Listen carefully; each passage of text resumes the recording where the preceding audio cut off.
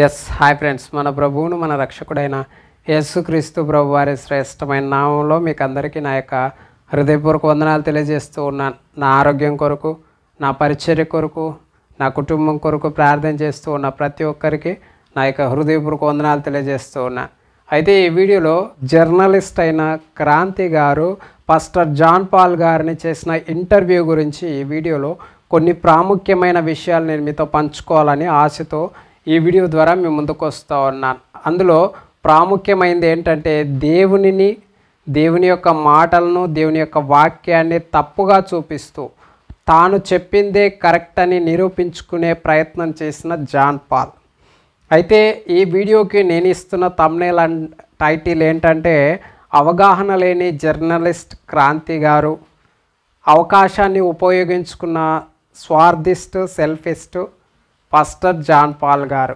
ద్వంద్వ నాలుక ధోరణి కలిగి దేవుని యొక్క వాక్యాన్ని, దేవుడు చెప్పిన మాటలను తప్పుగా చూపిస్తూ తాను చెప్పిందే సత్యము, తాను చెప్పిందే నిజమని నిరూపించుకునే ప్రయత్నం చేసిన పాస్టర్ జాన్ పాల్ దేవుని యొక్క వాక్యానికి, దేవుని యొక్క మాటలకు విరుద్ధంగా తప్పుగా మీరు ఈ ఇంటర్వ్యూలో మాట్లాడుతూ వచ్చారు. అందుకే నేను ఈ వీడియో చేయాల్సి వస్తుంది.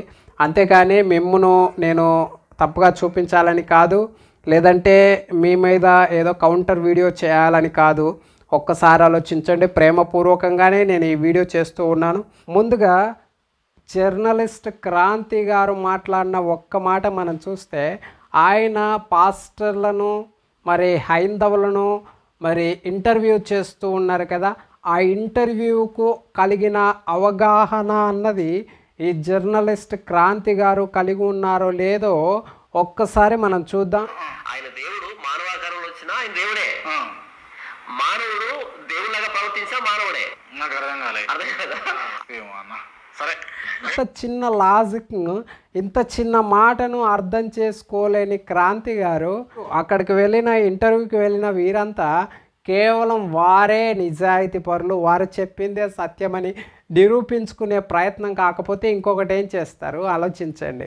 దేవుడు మనిషిలాగా వచ్చినా దేవుడే, మానవుడు దేవునిలాగా ప్రవర్తించినా కూడా మానవుడే అని ఎంతో క్లారిటీగా చెప్తూ ఉన్నాడు పాస్టర్ జాన్ పాల్ ఈ విషయంలో.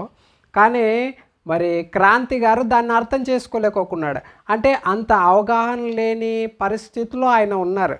తప్పుగా అనుకోవద్దండి, నేను క్రాంతి గారిని నేను ఇన్సల్ట్ చేయట్లేదు. కానీ అంటే ఆయనకున్న జ్ఞాన పరిమితి, అంటే గ్రంథాల పట్ల, అంటే హైందవ గ్రంథాల పట్ల కానీ, లేదంటే క్రైస్తవ గ్రంథం పట్ల కానీ, ఖురాన్ పట్ల కానీ ఆయనకున్న గ్రంథ పరిజ్ఞానము అన్నది చాలా తక్కువ.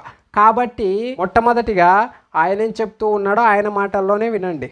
ఉపదేశకాండం 13:1 ప్రవక్తయే గాని కలలు కనువాడే గాని నీ మధ్యను లేచి నీ ఎదుట సూచక క్రియనైనను మహత్కార్యమునైనను చేసి నీవు ఎరుగని ఇతర దేవతలను అనుసరించి పూజింతము రమ్మని చెప్పిన ఎడల అతడు నీతో చెప్పిన సూచక్రియ గాని మహత్కార్యం గాని సంభవించినను ఆ ప్రవక్త మాటలను కలలు కనువాని మాటలను వినకూడదు.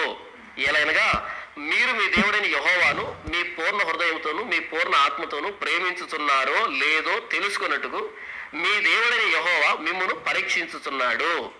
మీరు మీ దేవుడైన యెహోవాకు లోబడి ఆయనకే భయపడి ఆయన ఆజ్ఞలను అనుసరించి ఆయన మాట విని ఆయనను సేవించి ఆయనను హత్తుకుని ఉండవలెను. ఇక్కడ ఏమని రాస్తున్నాడు అంటే, వాళ్ళు చెప్పిన మాట సంభవించినా సరే, జరిగినా సరే వాటిని మీరు వినకూడదు అని చెప్తున్నాడు. ఏమంటున్నాడు ఇక్కడ జాన్ పాల్ గారు? దేవుని యొక్క వాక్యం ద్వితీయోపదేశకాండం నుంచి తీసుకొని వచ్చి, దేవుడు మరి ప్రవచనాలు చెప్పేవారైనా సరే, దర్శనాలు అంటే కళల రూపంలో చెప్పేవారైనా సరే, నీవు ఎరగని దేవతలను, ఇతర దేవతలను పూజిద్దాం రా అని చెప్పి సూచక్రియలను, అద్భుతాలను చేసినా సరే, అవి జరిగినా సరే వారిని నీవు నమ్మకూడదు. ఎందుకంటే నీ దేవుడైన యెహోవా పట్ల నీకు విశ్వాసం ఉందో లేదో నిన్ను పరీక్షించడానికి ఆ విధంగా చేస్తాడు అని చెప్పి అంటూ ఉన్నాడు కదా. అయితే మరి ఇంత దేవుని యొక్క వాక్యాన్ని తెలిసి చదివి ఆయన ఇంకొక మాట ఏమంటూ ఉన్నాడో ఒక్కసారి చూడండి. ఇప్పుడు ఎవరైనా మీకు నిజంగా రాముడు, శివుడు, మణికంఠ స్వామి ఉన్నారు అని చెప్పేసి నిరూపిస్తే మీరు మళ్ళా కన్వర్ట్ అవుతారా? నిరూపిస్తే నిరూపిస్తే నిరూపిస్తే మిమ్మల్ని సంతృప్తి చేస్తే ఖచ్చితంగా మారుతాను. ఖచ్చితంగా మారుతాను. సంభవించినా సరే జరిగినా సరే ఆ అద్భుత కార్యాలు సూచక్రియలు సంభవించినా సరే జరిగినా సరే ఇతర దేవీ దేవతలను పూజిద్దాం రండి అని చెప్పే వారి మాటలు మీరు అనుసరించకూడదు అని చెప్పి దేవుని యొక్క వాక్యం చెప్పిందని జాన్ పాల్ గారే చెప్తూ ఉన్నారు కదా. జరిగినా సరే వాటిని మీరు వినకూడదు అని చెప్తున్నాడు. ఇప్పుడు ఎవరైనా మీకు నిజంగా రాముడు శివుడు మణికంఠ స్వామి ఉన్నారు అని చెప్పేసి నిరూపిస్తే మీరు మళ్ళా కన్వర్ట్ అవుతారా? నిరూపిస్తే మిమ్మల్ని సంతృప్తి చేస్తే ఖచ్చితంగా మారుతాను. రాముడు కానీ శివుడు కానీ మణికంఠ స్వామి కానీ ఉన్నాడని చెప్పి ఎవరైనా నిరూపిస్తే నేను ఖచ్చితంగా మారుతాను అంటున్నాడు కదా. ఆయన మొదట చెప్పిన మాట ఏంటి చూడండి ఒకసారి. సేవించి ఆయనను హత్తుకుని ఉండవలెను. ఇక్కడ ఏమని రాస్తున్నాడు అంటే వాళ్ళు చెప్పిన మాట సంభవించినా సరే జరిగినా సరే వాటిని మీరు వినకూడదు అని చెప్తున్నాడు. ఇతర దేవి దేవతలను పూజించకూడదు అని చెప్పి పూజించడానికి వారు అద్భుత కార్యాలు సూచక్రియలు చేసినా సరే వాటిని మీరు వినకూడదు పాటించకూడదు అని చెప్పి దేవుని యొక్క వాక్యం చెబుతూ ఉంటే వీళ్ళు సత్యమని నిరూపిస్తే శివుడు కానీ మరి రాముడు కానీ మణికంఠ స్వామి కానీ నిజమని చెప్పి నిరూపిస్తే నేను నమ్ముతానని అంటూ ఉన్నాడు. దేవుని యొక్క వాక్యానికి ఎంత విరోధంగా ఉన్నాడో ఒక్కసారి ఆలోచన చేయండి. ఇంకొక మాట కూడా చూద్దాము.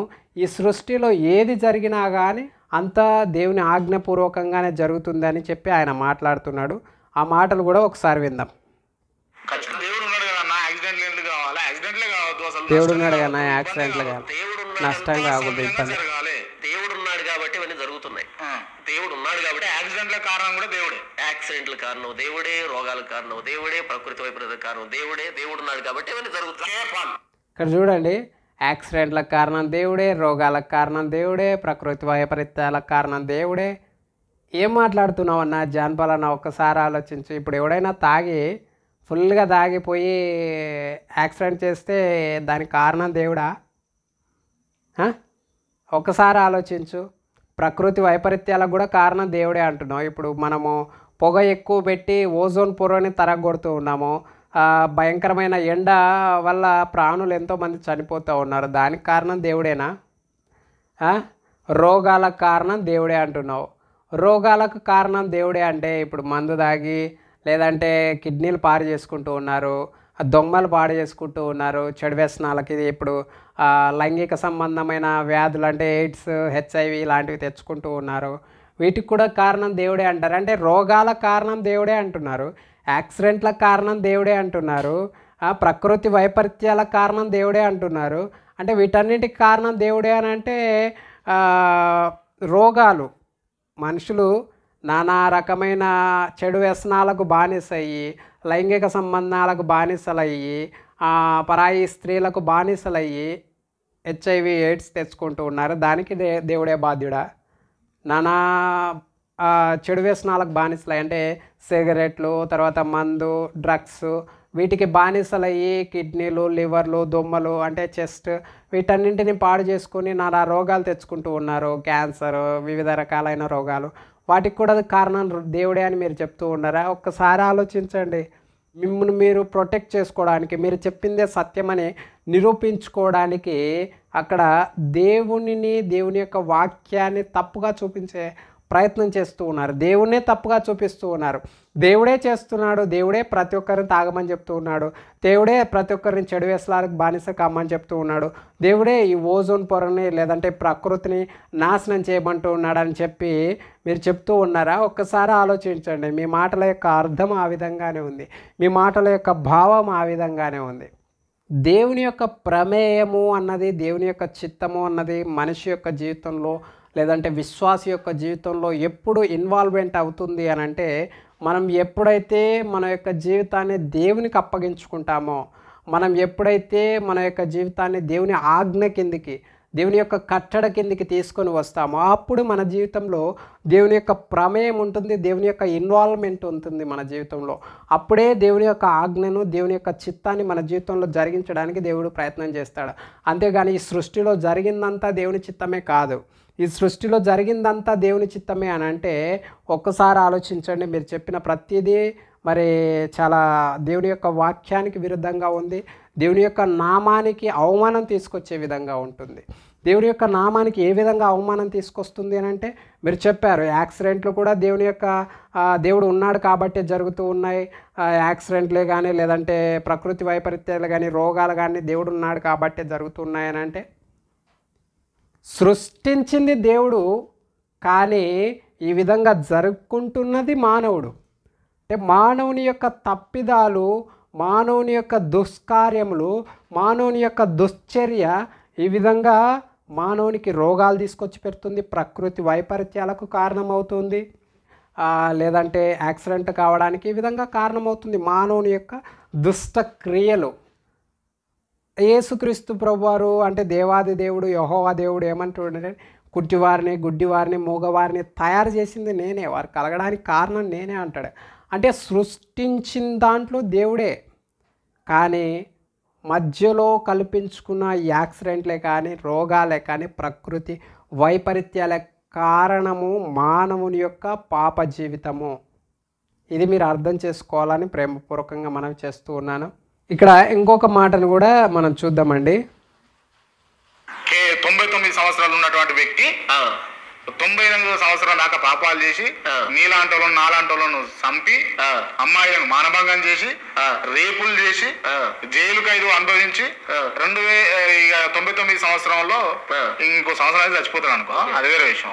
సో అప్పుడు దేవా నేను నిన్ను నమ్ముతున్నా, నన్ను పరిశుద్ధుని చేయి, నీ రక్త చుప్పలు నా పైన కురిపించు అనగానే పరిశుద్ధుడైపోయి పరమాత్మలో కలిసిపోతాడేనే. ఓకే, మీరు చాలా దూరం అడిగారు కానీ నేను చాలా దగ్గరగా చెప్తాను. చెప్పండి. యేసు సిలువ వేయబడ్డాడు, ఆయన కుడి వైపున ఒక దొంగని ఎడమ వైపు ఒక దొంగని సిలువ వేశారు. కొన్ని గంటల్లో చనిపోయేటువంటి సమయం వాళ్ళది. కొన్ని గంటల్లో మీరేమన్నారు అంటే 1 సంవత్సరం అన్నారు, సంవత్సరం ముందు అన్నారు, అది చాలా దూరం. కొన్ని గంటల్లో చనిపోతున్నాడు. అప్పుడు ఒక దొంగ యేసు ప్రభు వైపున దొంగ ఏమన్నా అంటే, యేసు ప్రభువా మేము బందిపోటు దొంగలమే, మేము అల్లరి చేసిన వాళ్ళమే, ప్రభుత్వానికి వ్యతిరేకంగా సమాజానికి వ్యతిరేకంగా బ్రతికిన వాళ్ళమే, మాకు ఈ శిలువ శిక్ష అన్నది న్యాయమే. అయితే ఈ దొంగ దాన్ని జ్ఞాపకం చేసుకుని, యేసు ప్రభువా నీవు నీ రాజ్యంలోనికి వచ్చినప్పుడు కాసేపులో మరణిస్తావు, అందరూ మరణిస్తావు, అయితే నీవు నీ రాజ్యానికి వస్తావు, నీవు అధిపతి, పరలోక అధిపతివి, మేము నరకానికి వెళ్ళేవాళ్ళు, అయితే నన్ను జ్ఞాపకం చేసుకొని మొరపెట్టాడు. యేసు ప్రభు అన్నాడు, నేడు నీవు నాతో కూడా పరదేశిలో ఉంది అని యేసు ప్రభు ఆయన పరదేశికి తీసుకుని వెళ్ళాడు. అంటే అంటే దేవుని దగ్గర యేసు ప్రభు దగ్గర తీసుకుని వెళ్ళాడు. అంటే 1 సంవత్సరం తర్వాత కాదు, చనిపోయే గంటల ముందు అయినా సరే నిజంగా మారు మనసు పొంది, నేను పాపినే అని ఒప్పుకొని నిజంగా మారు మనసు, పశ్చాత్తాపం ద్వారా మారు మనసు పొంది. పశ్చాత్తాపం అంటే ఏందన్నా? పశ్చాత్తాపం అంటే ఒక్క నిమిషం నేను అడుగుతాను మిమ్మల్ని. ఇక్కడ నుంచి వినండి ఒకసారి. ఇక్కడి వరకు ఏం చెప్పాడండి అంటే, ఒక మనిషి అంటే క్రాంతి గారు అడిగిన ప్రశ్న ఏంటంటే, ఒక మనిషి 90 సంవత్సరాల వరకు మరి ఎన్నో రకరకాల వ్యభిచారాలు చేసి, అంటే చిన్నపిల్లలే కానీ లేదంటే నానా రకాల మోసాలు చేసి 90 సంవత్సరాల వరకు, ఇంకొక సంవత్సరంలో నేను చనిపోతాననగా మరి ఆ చనిపోయే మూమెంట్లో ప్రభువా నేను పాపిని, నన్ను క్షమించు అని అంటే దేవుడు క్షమిస్తాడనంటే ఓకే క్షమిస్తాడు అని చెప్పాడు. అటు తర్వాత క్షమిస్తాడు. అది కూడా ఏది సరైన అంటే హృదయంలో సరైన పాప క్షమాపణ ఉండి నీ హృదయాన్ని నువ్వు మార్చుకుంటే, సరైన మారు మనసు ఉంటే దేవుడు క్షమిస్తాడు అని అన్నాడు. సరే మంచిది. అటు తర్వాత అన్న మీరు సంవత్సరం గ్యాప్ పెట్టారు కదా, ఇక్కడ సిలువలో యేసుక్రీస్తు ప్రభు వారితో పాటు సిలువ వేయబడిన ఒక వ్యక్తి దొంగ, సమాజానికి తర్వాత అతను మోసకరంగా జీవిస్తున్నటువంటి వ్యక్తి, సమాజానికి ప్రభుత్వానికి మోసకరంగా జీవించినటువంటి వ్యక్తి, అతను చనిపోతున్న టైంలో ఆయన చనిపోతున్న టైంలో ప్రభువా నువ్వు మాకైతే ఇది ఈ శిక్ష సబబే కానీ ఇది నీకు సబబు కాదు, నువ్వు మంచివాడవు, నువ్వు నీతిమంతుడవు కాబట్టి ఇది నీకు సబబు కాదు, నీ రాజ్యంతో వచ్చినప్పుడు నన్ను జ్ఞాపకం చేసుకో అని చెప్తే యేసు ప్రభు ఆ రోజే ఆయనని పరదేశికి తీసుకొని వెళ్ళాడు. అంటే పరిపూర్ణ మారు మనసు ఉంటే దేవుడు క్షమిస్తాడని చెప్పాడు కదా. ఒక్కసారి ఇక మీదట ఇప్పుడు ఆయన చెప్తున్న మాటలు క్రాంతికారానికి ప్రశ్నకి ఏమని చెప్తూ ఉన్నాడో ఒక్కసారి విందాం. ఒక్క నిమిషం నేను అడుగుతాను మిమ్మల్ని. ఉన్నట్టుండి ఇంటర్వ్యూలో క్యాన్సిలేషన్ మిమ్మల్ని పడేయాలి మనం కూడా కొట్టిన అనుకో, అవును, ఒక 10-20 నిమిషాల తర్వాత ఒక మానవునిగా, ఏ దేవుని నమ్మినా నమ్మకపోయినా ఒక మానవునిగా, మానవత్వం ఉన్నటువంటి వ్యక్తిగా అనవసరంగా కొట్టినా అది పద్ధతి కాదేమో అని అనిపిస్తుంది. ఇది కూడా రకమైన పశ్చాత్తాపమే కదా. ఖచ్చితంగా రియలైజేషన్. అవును కదా. ఇప్పుడు దేవుడు దాన్ని క్షమించినట్టేనా అన్న? నిజంగా మీరు పశ్చాత్తాపడితే క్షమిస్తాడన్న.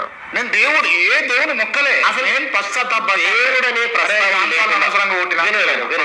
ప్రభు యేసుక్రీస్తు ప్రస్తావన లేకుండా ఆయన దగ్గర క్షమాపణ అడగకుండా మీరు ఎంత రియలైజేషన్ అయినా అది పాపమే. ప్రభుని అడిగితేనే పాపం పోతుంది. అవును, ప్రభుని అడిగితేనే. ఎందుకంటే నేను దేవుని స్వరూపాన్ని, మీరు నన్ను కొట్టారు అన్నప్పుడు దేవుని స్వరూపాన్ని కొట్టారు. మీరు పొరుగు వాడిని హింసించకూడదు అనేటువంటి ఆజ్ఞను అతిక్రమించేశారు మీకు తెలియకుండానే. పొరుగు వాడిని హింసించకూడదు, హాని చేయకూడదు అనేటువంటి ఆజ్ఞను అతిక్రమించేశారు మీకు తెలియకుండానే.